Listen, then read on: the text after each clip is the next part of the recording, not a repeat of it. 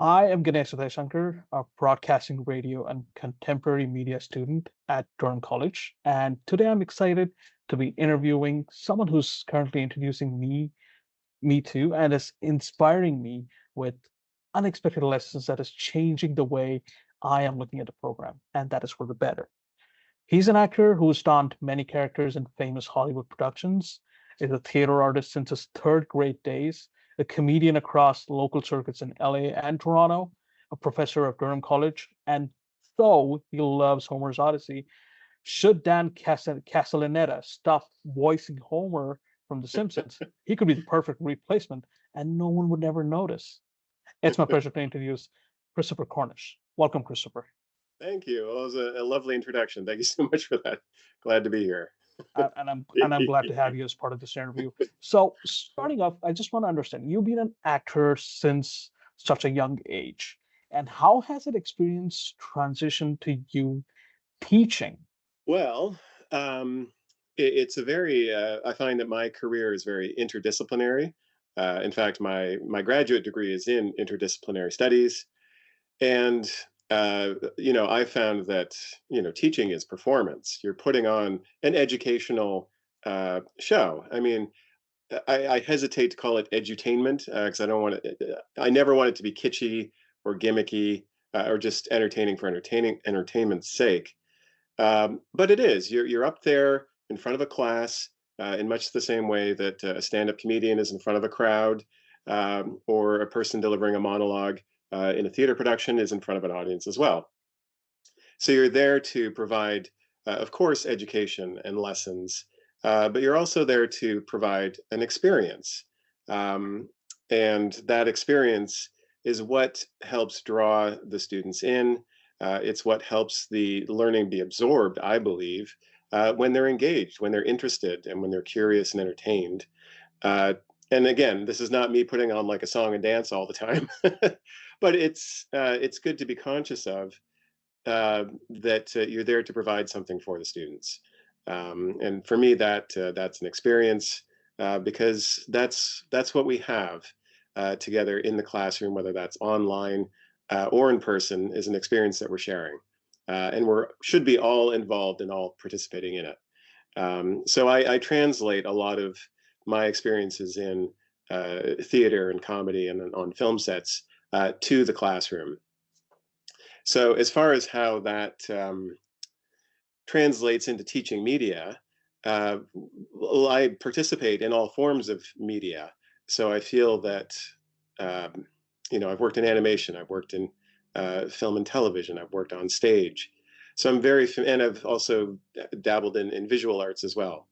So I have my fingers in a lot of different media pies, so to speak. So I feel that I can speak to a lot of these different media and how they, uh, intersect, how they're different, and how they are similar. Would you say that, given your teaching experience, have there been moments during your teaching career that disagreements or a honest conversation with students who have given you a sort of enlightenment that you really did not see, or a perspective that you never got to see when you were acting, and that you were able to take that and go back to the stage, or go back as an actor to LA and do something different? Yeah, I'm my good friend and acting teacher and coach, Michael D. Cohen. He often says that where you're strong and also where you're weak in your acting is also where you're strong and you're weak in your life. So those two things are always influencing and counter-influencing each other. So of course, one of the things I really enjoy about working with students and being in these different class environments is I get a lot as well that I'm learning about people, learning about myself. Sometimes I'm wrong about certain things and about certain people, and then I learn from that, and then I bring that into my whatever practice that I'm doing, whether it's acting or vice versa. Bring the things that I learned from acting into teaching. Coming to your comedy side, now you said that you mean performing in local circuits in LA and Toronto. How is it contrasting in terms of the cultures, and how do you adapt your sets to address the local audiences there? And How is it different?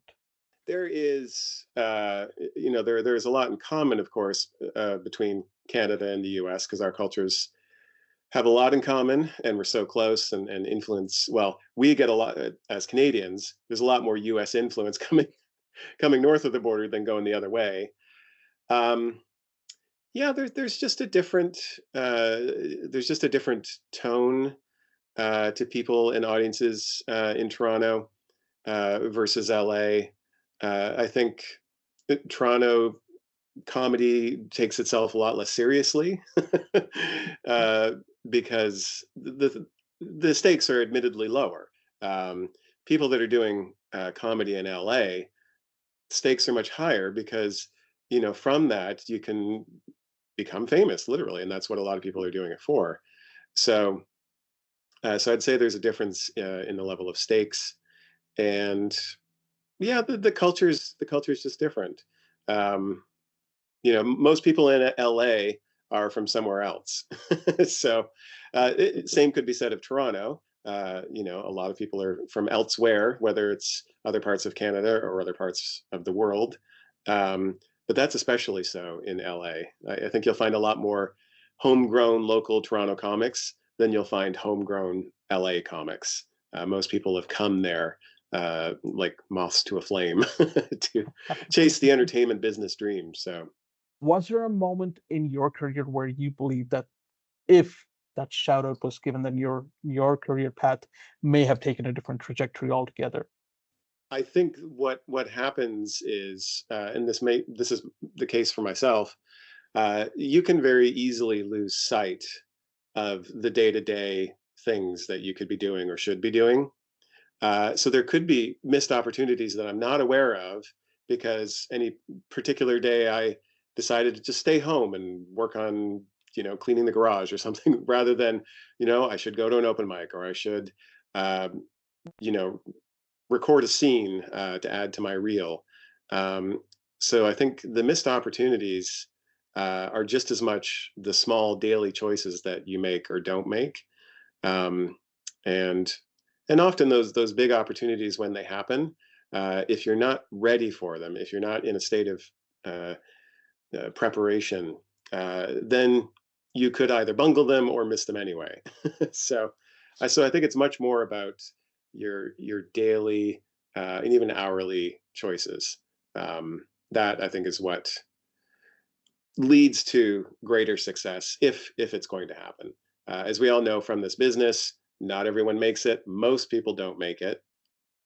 Any of us that are in this industry have to struggle a little bit with our attitude, like what's our relationship with this business, with this craft. um, I know that myself, I sometimes struggle with the business side of it, the marketing myself side of it.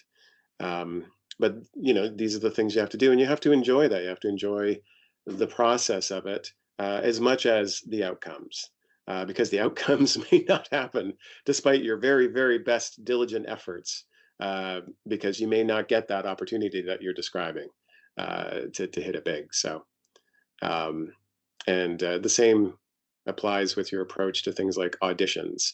Uh, a lot of us go into it thinking like, "Oh, we got to nail the audition. We got to book the job," and of course, we want that. Um, but I've often heard uh, many actors who have made it all the way, and even some who haven't, who approach the audition as that is the work. That's your opportunity to demonstrate your craft and what you can do and what you know and what you can bring to them. Because often casting directors are looking for you to solve their problem. It's not so much what we think is like, oh, we need the job from them. They need us just as much, and we're the experts. Uh, so looking at the audition as a uh, as its own end rather than the thing that gets you to the thing, even though it does that. So, talking about auditions, how did you land your role as a paramedic in Grey's Anatomy? How was that experience for you? Grey's Anatomy. Um, yeah, so there is uh, a world of background artists or background performers, formerly known as extras, and sometimes still known that way. So it's the bottom of the totem pole as far as um, acting goes. But I don't look at it that way. I look at it as and often we're thankfully quite respected on set as well, in that we are just as essential to the whole production as everyone else. Because if you watch any movie or any television show, and if you imagine that there is no background actors in there, it would just look weird. So we provide the necessary life and world to a scene. So so I've been doing this kind of performing since 2017. And there are a number of ways into that. There are various casting agencies, such as Central Casting, and there are booking services that you can get connected with. And through those means, you book these roles that might be for a day, for a couple of days, or as in my case with Grey's Anatomy, I was considered to be a core background performer for about 3 seasons. So appearing quite regularly as a paramedic with not any speaking lines, but someone who is part of the scene, who is doing the paramedic stuff and making it look as real as possible. And it was a great experience. I did it, yeah, for 3 seasons. Absolutely loved it, and yeah. Do you believe that medical shows for in the genre of entertainment need to put a disclaimer that the medical advice being given in the series is just a work of fiction and may not bear resemblance to what happens in real life, and they're better off consulting their physicians than trusting what information that they derive from entertainment? Yeah, I mean, there are often disclaimers about things being works of fiction and any resemblance to living persons being entirely coincidental, et cetera, et cetera. Um, I mean, there's part of me that wants to say that if you're getting your medical advice from a medical TV drama, then you need to assess your critical thinking skills Mm. and think carefully about that because. But having said that, some of these medical shows can come across as very realistic and have, and I believe that's the case in Grey's Anatomy. They've done their research, and some of what they depict is fairly accurate. Um, Yet, yeah, some of the things that happen in the show uh, are a little out of the ordinary, a little extreme. And I participated in some of those scenes. So might those things happen in real life? Perhaps. Um, but yeah, it's played for drama. It's meant to grab your interest. So uh, and again, it's also about the stories between the characters and their relationships and interactions. So uh, of course, I think they aim for as much medical accuracy as possible, but I would say it wouldn't hurt to have a little disclaimer. Um, but yeah, I'm surprised that that hasn't come up uh, before your question. Now that I'm aware. You've spoken about actors who are trying to make a name for themselves, having to struggle most of the time to even you know uh, consistently get jobs there as an actor or even as a background role, as you said. And you've also spoken about bouts of uncertainties, and possibly even some level of depression or loneliness in this field. What would your advice be, given that you've gained so much of experience? What would your advice be for people, young actors who are now trying to pursue their future in LA or any other film industry at this point? What would be your solid piece of advice that you would want to give them on how they can go ahead and try to get a sense of semblance of their lives and how they can continue to, try to pursue their arts while having, hope and support. I think the main the main word I would use here is community.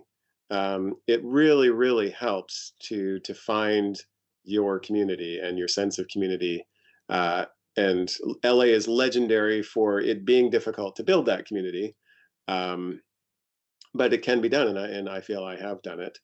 Um, so, and I think it's also important to ground yourself in the reality of the business and also your relationship to the art, and being clear about what your goals are and what you expect from it. Um, but the more you can connect with people who are in the trenches with you, the better it feels, the easier it feels, the more you can feel that support, even if things are not going well. Because chances are it's not going well for a lot of people, and we're all in the same struggle. So, so I found that through the acting classes that I was a part of. Whether that was at Second City when I did the full conservatory program, um, just dove right into the Toronto, sketch comedy, improv comedy scene, and there, wasn't a lot of money in it in what we were doing at that level. For other people, it did lead to further work, whether that was at Second City or writing and performing for various Canadian television shows, or a move to LA that led to further work. Um, so I think, yeah, finding that community is essential. And I have a number of friends in this industry, and we support each other all the time, and at different levels and in different places. I have a number of friends that I've met in the background world, so we all kind of know the grind of it, and we know the fun of it, and we celebrate each other's successes and struggles, and we even uh, have got together. There's a group of five of us who all met on the set of Ford versus Ferrari. We were all pit crew in the race car scenes for the Porsche pit crew, and long days on set. We did 2 weeks straight, and you get to know each other really well, and you get to have great conversations. And we decided to work together after that was done to make our own stuff, to make little short films, to play around with a podcast during the pandemic, um, and then after that to put up a play for the Hollywood Fringe Festival. So so through those relationships, those friendships, those connections, that community, you can actually create stuff that wasn't there before. And then before you know it, what you were chasing, you already have with you. So I do see quite a bit of books behind you.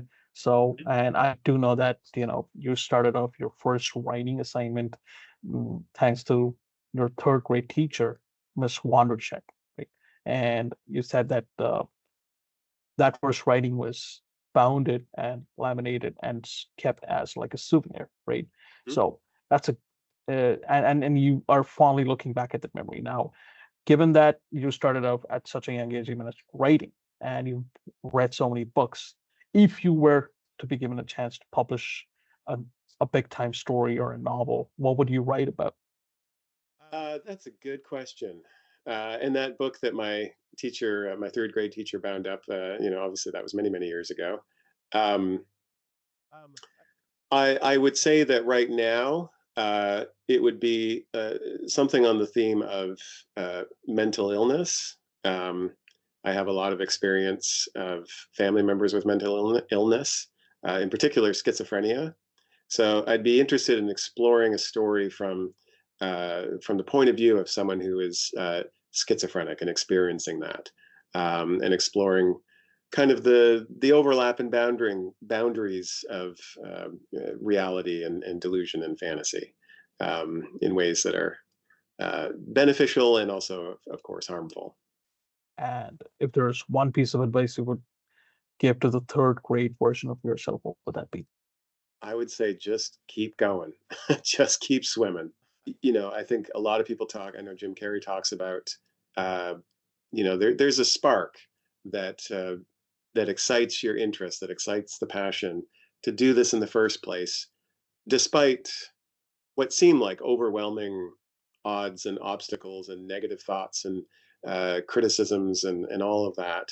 And And we all encounter that at various points in our lives. It doesn't even if it's not a career in the arts, we all experience this. And I think it's so important to just keep that spark alive and just keep going. Um, as Dory says, just keep swimming from Finding Nemo, and protect that as much as you can. It may get cramped, it may get dimmed, but keep it alive. Thank you for that wonderful interview, Christopher. Thank you so much.